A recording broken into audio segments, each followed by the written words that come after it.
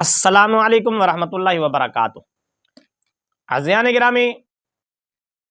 جاوید احمد غامدی سے سوال ہوا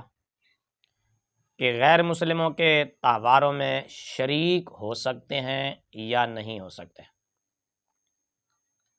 پہلے وہ سوال و جواب خود سن لیں، پھر انشاءاللہ العزیز آگے میں آپ کو قرآن کریم کے حوالے سے بتاؤں گا کہ غیر مسلموں کے تہواروں میں شریک ہونا کیسا ہے، اور غامدی صاحب کس طرح دین اسلام کو توڑ موڑ کر عوام الناس کے سامنے پیش کرتے ہیں، اور کس طرح یہ اپنی من مانی کرتے ہیں اور اپنی خواہش نفسانی کے پیچھے کیسے چلتے ہیں، اور قرآن کا کھلم کھلا کیسے انکار کرتے ہیں۔ میں انشاءاللہ آگے آپ کو یہ بھی انہی کی زبانی سنواؤں گا کہ نبی پاک صلی اللہ تعالیٰ علیہ وسلم کی یاد میں اگر کوئی محفل ہو، محفل میلاد میں، اس میں شریک ہونا کیسا، اور غیر مسلموں کے تہواروں میں شریک ہونا کیسا۔ پہلے وہ سوال و جواب سن لیں، پھر آگے بات کرتے ہیں۔ سوال ہے کہ کیا ہم غیر مسلم تہواروں میں جیسے ہیلووین ہے یا کرسمس ہے یا ویلنٹائنز ڈے ہے، اس میں ہم شریک ہو سکتے ہیں اور ہم غیر مسلموں کو میری کرسمس کہہ سکتے ہیں؟ دنیا میں جتنے تہوار ہیں ان سب میں آپ شریک ہوں، انسانیت کے رشتے سے تعلقات بنتے ہیں، آپ جاتے ہیں، ملتے ہیں، دوسروں کی خوشیوں میں شریک ہوتے ہیں۔ جب مسلمان اس سے پہلے ایران میں آئے تھے یا اس کے بعد ہندوستان میں آئے تو وہاں کے تہوار وہ اسی طرح مناتے رہے۔ آج بھی نوروز کا تہوار ایران میں بہت اہتمام سے منایا جاتا ہے، اس میں کوئی حرج نہیں۔ دو چیزیں ہیں جن کے بارے میں ہر مسلمان کو احتیاط کرنی چاہیے۔ ایک یہ کہ شرک میں ہم شریک نہیں ہوں گے، یعنی تہوار میں جائیں گے لیکن اگر کوئی مشرکانہ عمل ہو رہا ہے تو اس میں شریک نہیں ہوں گے۔ اگر کوئی اخلاقی لحاظ سے قباحت ہے تو اس میں بھی شریک نہیں ہوں گے۔ تو دو چیزوں کے بارے میں ہر مسلمان کو حساس ہونا چاہیے۔ باقی تہواروں میں شریک ہونے سے کوئی قیامت نہیں آتی، شریک ہوں، دوسروں کو آپ مبارک دیں، ان کی خوشی میں شریک ہوں، کھانے پینے میں شریک ہوں، وہ مسیحیوں کے ہوں، وہ یہودیوں کے ہوں، وہ ہندوؤں کے ہوں، ہر ایک میں شریک ہو سکتے ہیں، صرف اس چیز کے ساتھ کہ کوئی مسلمان نہ شرک کرے گا نہ اخلاقی لحاظ سے کسی برائی میں شریک۔ جی عزیزان گرامی، آپ نے سن لیا، دیکھ لیا۔ جاوید احمد غامدی کہتے ہیں کہ ہر مذہب کے ہر تہوار میں شریک ہونے میں کوئی حرج نہیں، یعنی کوئی حرج نہیں کہہ رہے، کہتا ہے شریک ہونا چاہیے۔ دنیا میں جتنے تہوار ہیں ان سب میں آپ شریک ہوں۔ ایک اور سوال اور جواب سن لیں تاکہ آپ کے سامنے تصویر کے دونوں رخ آ جائیں، پھر آگے بات کرتے ہیں۔ لوگ عید میلاد النبی بہت جوش و خروش سے مناتے ہیں، تو اس کو عید بھی کہتے ہیں، اور میرے بھائی کا بھی مجھے فون آیا، اس نے مجھے عید مبارک کہا، تو میں نے پوچھا کہ عیدیں تو دو ہوتی ہیں، عید الفطر اور عید الاضحیٰ۔ تو یہ جو عید کہتے ہیں اسے، یہ کہاں تک اسے کہنا ٹھیک ہے، ہمیں اسے عید کہنا چاہیے یا نہیں؟ اور نبی پاک کو یقیناً پتا ہوگا کہ ہم مسلم جو ہیں وہ ان کی محبت میں مغلوب کچھ نہ کچھ ضرور کریں گے، تو انہوں نے اس کے بارے میں کیا تاکید کی تھی کہ ہم اسے کس طرح سے اپنے جذبات کا اظہار کر سکیں اپنے نبی کی محبت میں، کیا کریں کہ جو ہمارے لیے ان کے احکامات کے اکارڈنگ ہو، یعنی بیسٹ ہمارا ہو کہ ان تک جائے اور ہمیں اس کا اجر ملے۔ تو اس کے لیے کچھ تھوڑا سا ربیع الاول کے حوالے سے ہمیں، اور کیا میلاد تو بہت ہوتے ہیں، لوگ بلاتے بھی بہت ہیں، اور پھر اس پہ بہت مبارکیں بھی ہوتی ہیں، اور بہت زیادہ درود اور سلام بھی پڑھا جاتا ہے، اور بڑی بڑی لمبی محفلیں ہوتی ہیں، اس کی کہاں تک کیا حقیقت ہے، اور مطلب ہمیں کیا اس کے بارے میں، ہم مسلمانوں کا کیا رویہ ہونا چاہیے؟ میں تو اس کو پستی ذوق سمجھتا ہوں، میرے نزدیک اس کے لیے کوئی خاص دن منتخب نہیں کرنا چاہیے۔ عام شخصیات کی سطح پر اتارنا یہ مجھے پسند نہیں،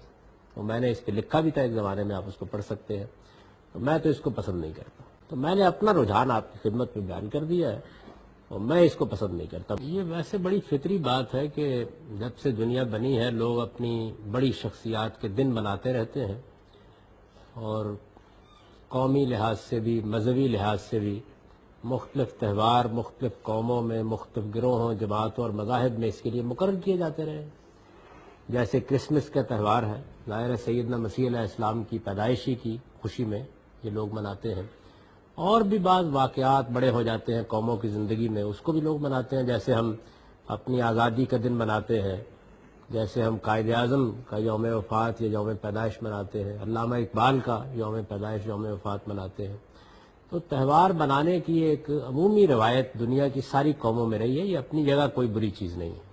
اس سے تاریخی واقعات یاد رہتے ہیں، لوگوں کی ایک دلی وابستگی رہتی ہے،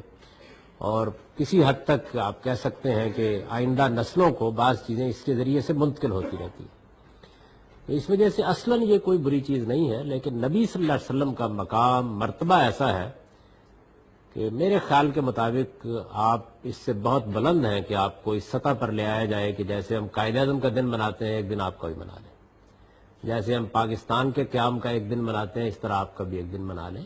آپ کسی ایک دن کی شخصیت نہیں ہیں، آپ تو ہمارے شب و روز کی شخصیت ہیں، اور آپ کی بعثت، آپ کا نبوت کا مقام، یہ ایسی چیزیں نہیں ہیں کہ جس کو یاد کرانے کے لیے مجھے یا آپ کو دن منا کے کوئی اہتمام کرنا ہے۔ اس کا اہتمام اللہ پروردگار عالم نے اس درجے میں کر دیا ہوا ہے کہ ہر روز 5 وقت ہماری مسجدوں سے یہ صدا بلند ہو جاتی ہے۔ تو یہ نغمہ فصل گل و لالا کا نہیں پابند، بہار ہو کہ خزاں لا الہ الا اللہ۔ اس لیے میں تو اس کو پستی ذوق سمجھتا ہوں، میرے نزدیک اس کے لیے کوئی خاص دن منتخب نہیں کرنا چاہیے۔ عام شخصیات کی سطح پر اتارنا یہ مجھے پسند نہیں، تو میں نے اس پہ لکھا بھی تھا ایک زمانے میں، آپ اس کو پڑھ سکتے ہیں، تو میں تو اس کو پسند نہیں کرتا۔ دوسری چیز یہ ہے کہ اس کو عید کہہ دیتے ہیں لوگ، تو یہ اگرچہ ٹھیک ہے کہ ہمارے ہاں عید الاضحیٰ اور عید الفطر کے لیے عید کا لفظ استعمال ہوتا ہے، لیکن عربی زبان کے حد تک تو اصل میں ہر تہوار عید ہی ہوتا ہے۔ یعنی اگر کسی ملک کا یوم آزادی بھی منایا جائے گا تو اس کو بھی عید ہی کہتے ہیں عربی میں، تو اس سے کوئی فرق واقع نہیں ہوتا۔ جب آپ نے منانے کا فیصلہ کر ہی لیا ہے تو پھر کہہ لیں عید، اس لیے کہ عید تو کہتے ہیں کہ ایسا تہوار کہ جو ہر سال بار بار آتا ہے، لوٹایا جاتا ہے، اس سے یہ لفظ بنا ہوا ہے، یعنی بار بار آنے والا۔ تو میں نے اپنا رجحان آپ کی خدمت میں بیان کر دیا ہے، اور میں اس کو پسند نہیں کرتا۔ میرے خیال میں اگر سیرت کا بیان ہونا ہے تو وہ بھی ہمارے شب و روز کا حصہ ہونا چاہیے، اگر لوگوں کو دین سکھانا ہے تو وہ بھی ہماری دن رات کی ذمہ داری ہے۔ تو یہ ایک دن یاد کر کے پیغمبر کو آپ رکھ چھوڑے، یہ میں سمجھتا ہوں کہ ان کے بلند ترین مرتبے کے شان شان نہیں۔ میلاد سے کیا مراد ہے؟ میلاد کا مطلب ہوتا ہے کہ کچھ پاکیزہ اشعار پڑھ لیے جاتے ہیں یا آپ کی شان میں کوئی چیز پڑھ لی جاتی ہے، تو اس پر کوئی اعتراض نہیں ہے۔ یعنی اگر آپ نے منانے کا فیصلہ کر لیا ہے تو پھر تو صرف یہ دیکھا جائے گا کہ اس میں آپ کیا فرما رہے ہیں۔ تو اگر کوئی اس طرح کی بات ہے کہ جس میں کچھ مشرکانہ مضامین ہے، یا نبی کا مرتبہ خدا سے بڑھانے کی کوشش کی گئی ہے، یا جھوٹی روایات جس طرح عام طور پر بیان کی جاتی ہیں ہمارے ہاں وہ بیان کی جا رہی ہیں، کیونکہ مجھے تو یہ باقی تو کوئی مولود شریف سننے کا نہیں کبھی سعادت حاصل ہوئی، لیکن بعض میں نے ایسے ہی ٹیلی ویژن کے اوپر 2-3 تقریریں سنی تو مجھے معلوم ہوا کہ یہ کیا دنیا ہے جس سے میں تو واقف نہیں ہوں بالکل ہی، یعنی بالکل لایانی قصے اور بالکل بےمانی روایات، نہ ان کا کوئی سر، نہ ان کا کوئی پیر، نہ وہ کہیں قرآن میں ہے، نہ کوئی صحیح روایات میں ہے، وہ بیان کیے جاتے ہیں۔ جی عزیزان گرامی، آپ نے سن لیا، دیکھ لیا۔ جاوید احمد غامدی صاحب سے جب غیر مسلموں کے تہوار کے متعلق سوال ہوا، ان میں شرکت کے بارے میں، تو بلا جھجھک کھل کر کہا کہ اخلاقی طور پر ان میں جانا چاہیے، یہ کیونکہ غامدی صاحب اس وقت غیر مسلموں کی گود میں بیٹھے ہیں، تو ظاہر ہے اگر اس طرح کی باتیں نہ کریں تو گود میں کون بٹھاتا ہے، کون لقمہ ڈالتا ہے؟ تو کسی سے لقمہ کھانے کے لیے کچھ نہ کچھ تو کہنا اور کرنا پڑتا ہے۔ تو جب انہی سے محفل میلاد سے متعلق سوال ہوا کہ ان میں شرکت کرنا، تو پھر دبے دبے لفظوں میں مرے مرے منہ سے ہاں کر لینا چاہیے، شرکت کر لینی چاہیے، لیکن خود آگے اپنا موقف کیا میں تو اس کو پستی ذوق سمجھتا ہوں، میرے نزدیک اس کے لیے کوئی خاص دن منتخب نہیں کرنا چاہیے۔ عام شخصیات کی سطح پر اتارنا یہ مجھے پسند نہیں، تو میں نے اس پہ لکھا بھی تھا ایک زمانے میں، آپ اس کو پڑھ سکتے ہیں، تو میں تو اس کو پسند نہیں کرتا۔ تو میں نے اپنا رجحان آپ کی خدمت میں بیان کر دیا ہے، اور میں اس کو پسند نہیں کرتا۔ کہتے میں تو پسند نہیں کرتا، مرے مرے منہ سے، مرے مرجھائے ہوئے چہرے سے کہا کہ جانا چاہیے، نہیں جانا چاہیے، نہیں، یہ بس یعنی گول مول بات، ادھر گول مول کر گیا، اور صاف صاف لفظوں میں یہ بھی کہہ گیا کہ مجھے میلاد مصطفیٰ صلی اللہ علیہ وسلم میں جانا پسند نہیں ہے، میں پسند نہیں کرتا، لیکن غیر مسلموں کے تہواروں میں کہتا ادھر کھول کر بیان دیا، موقف دیا، بلکہ بڑے پرزور لہجے میں کہا کہ جانا چاہیے جب تک دو چیزیں نہ ہوں۔ تو اب میں قرآن کریم سے دکھاتا ہوں آپ کو کہ غیر مسلموں کے پاس بیٹھنا یہ کیسا ہے، ان کے تہواروں میں جانا کیسا ہے۔ سورۃ النساء کھولیں، آیت نمبر 140 کھولیں۔ ویسے کئی آیات پیش کی جا سکتی ہیں، میں صرف ایک آیت پر اکتفا کروں گا انشاءاللہ العزیز۔ اللہ تبارک و تعالیٰ نے قرآن کریم میں فرمایا وَقَدْ نَزَّلَ عَلَيْكُمْ فِي الْكِتَابِ أَنْ إِذَا سَمِعْتُمْ آيَاتِ اللَّهِ يُكْفَرُ بِهَا وَيُسْتَهْزَأُ بِهَا فَلَا تَقْعُدُوا مَعَهُمْ حَتَّى يَخُوضُوا فِي حَدِيثٍ غَيْرِهِ، اور بے شک اللہ نے کتاب میں تم پر یہ حکم نازل فرما دیا ہے کہ جب تم یہ سنو کہ اللہ کی آیتوں کا انکار کیا جا رہا ہے اور ان کا مذاق اڑایا جا رہا ہے تو ان لوگوں کے ساتھ نہ بیٹھو حتیٰ کہ وہ کسی دوسری بات میں مشغول ہو جائیں۔ انکم اذا مثلہم، اگر تم ان کے ساتھ بیٹھو گے، ان سے قطع تعلق نہیں کرو گے، ان کی گود میں جا کر گرو گے، انکم اذا مثلہم، پھر تم بھی انہی کی مثل ہو جاؤ گے۔ یعنی جو ان کے لیے حکم ہے تمہارے لیے بھی وہی حکم ہوگا، جو ان کے لیے وعیدیں ہیں تمہارے لیے بھی وہی وعیدیں ہوں گی۔ اس آیت مبارکہ میں اللہ تبارک و تعالیٰ نے صاف صاف فرما دیا ہے کہ جب کافر لوگ، بے ایمان لوگ، دین دشمن لوگ، چاہے ان کا کسی بھی مذہب سے تعلق ہے، چاہے وہ عیسائیت سے تعلق رکھتے ہیں، یہودیت سے تعلق رکھتے ہیں، ہندو ہیں، سکھ ہیں، بدھ مت ہیں، کوئی بھی ہیں، جب وہ اللہ کی آیات کا مذاق اڑا رہے ہوں، ٹھٹھا کر رہے ہوں، انکار کر رہے ہوں، فلا تقعدوا معہم، قرآن کریم نے منع فرما دیا کہ ان کے ساتھ نہ بیٹھو۔ غامدی صاحب، جب کوئی بندہ ہندوؤں کے تہوار میں جائے گا، مسلمان، عموماً تہواروں میں جو بات ہوتی ہے، جس کا تہوار منایا جا رہا ہوتا ہے اسی کے فضائل، مناقب، اسی کا تذکرہ، اسی کے چرچے ہی ہوتے ہیں۔ ہندوؤں کے تہوار میں جب کوئی مسلمان شرکت کرے گا اور ہندو اپنے بتوں کی ظاہر تذکرے کر رہے ہوں گے، انہی کے گیت گا رہے ہوں گے، انہوں نے اب اللہ کی تعریف تھوڑی کرنی ہے، یا ہمارے نبی حضرت محمد صلی اللہ تعالیٰ علیہ وآلہ وسلم کا ذکر خیر انہوں نے تھوڑا کرنا ہے، انہوں نے اپنے بتوں کا ہی ذکر کرنا ہے، اپنے مذہب کا پرچار کرنا ہے، اپنے مذہب کی تبلیغ کرنی ہے۔ تو جب وہ اپنے مذہب کی تبلیغ کر رہے ہوں گے اپنے تہوار میں،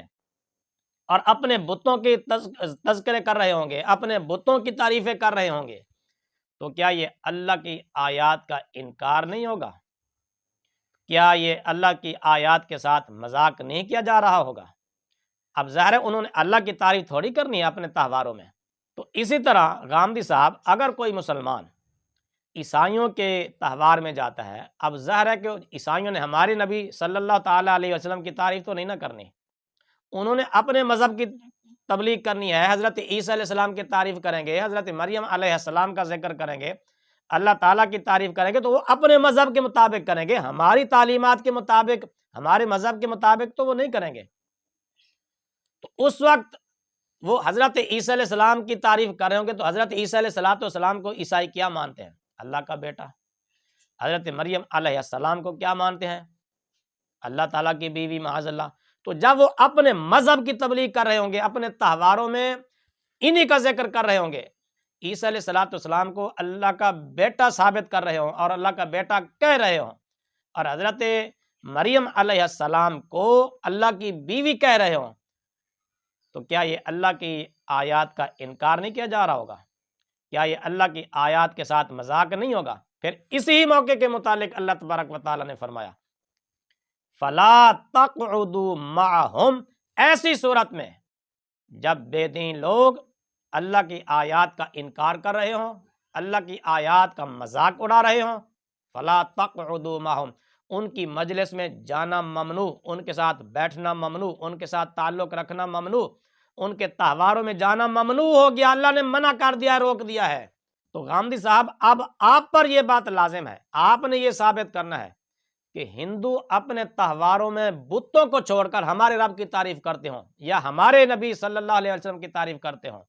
اگر اپنے بتوں کی تعریف کرتے ہیں تو یہ اللہ کی آیتوں کا انکار ہے،